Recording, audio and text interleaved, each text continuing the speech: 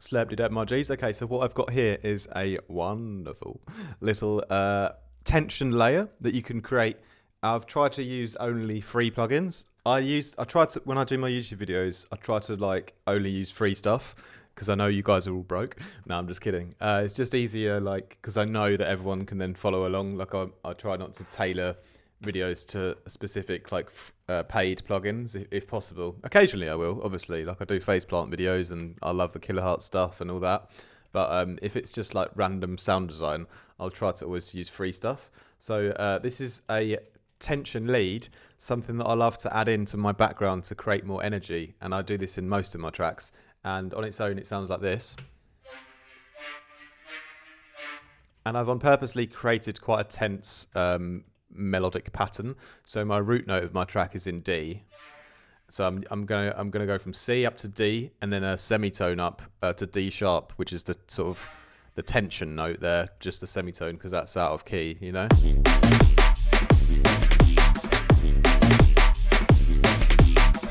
And it just sits in the background of the mix, providing that extra bit of tension in the high end. And all I did to create it in Vital was basically to take one saw wave, and that's how simple it is, you know.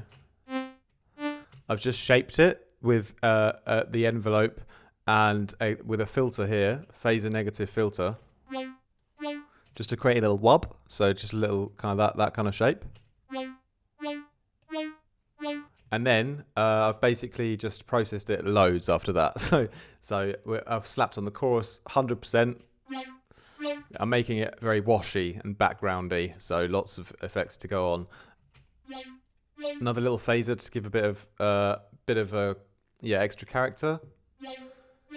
Some reverb already. A little bit of delay. I think that's sort of where I stopped. So I sort of left that preset as it was. And then the rest of it's all done post-processing. So a bit of Ruiner. This gives it more of a darker edge. Using the Doom mode and doing a bit of modulation on the drive. So the overdrive kind of is responsible for the main sort of power of the distortion. And so just by right-clicking and then dragging my LFO1 slider up here, activating the LFO, and then clicking on LFO1 over here, and then clicking these buttons to change the speed, and these buttons here to change the shape, so it sort of follows along with the rhythm I've already got.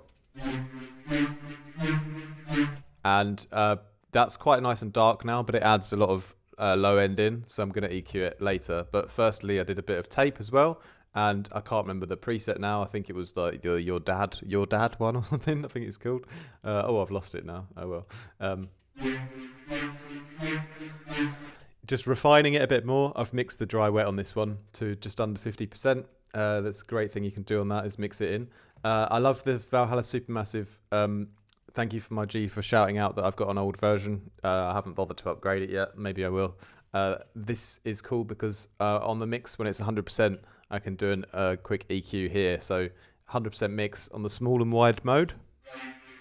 And then I'm able to already put in a cheeky low cut already in the plugin, so it's a bit less work for EQing. I've done a little sort of side chain to where the kicks are sitting, so clearing space for the kicks, and then I've just added a couple of low cuts as well, just to make sure it's getting out of the way of the bass. Turned it down a bit in the mix, and now it sits perfectly in the background here. It doesn't take away from any of the power of like the transients and all the mid basses. They have all the priority. This is sort of like sitting right at the back of the room, you know. So when you're crafting multi-dimensional layers of music, you have to craft those sounds that sit in the background as well. It's not always about the foreground sounds. So this is a perfect way to add a background sound that will increase the energy and tension in your whole track. So I hope you guys enjoyed that. Much love, my G's. Have an amazing day. Oh.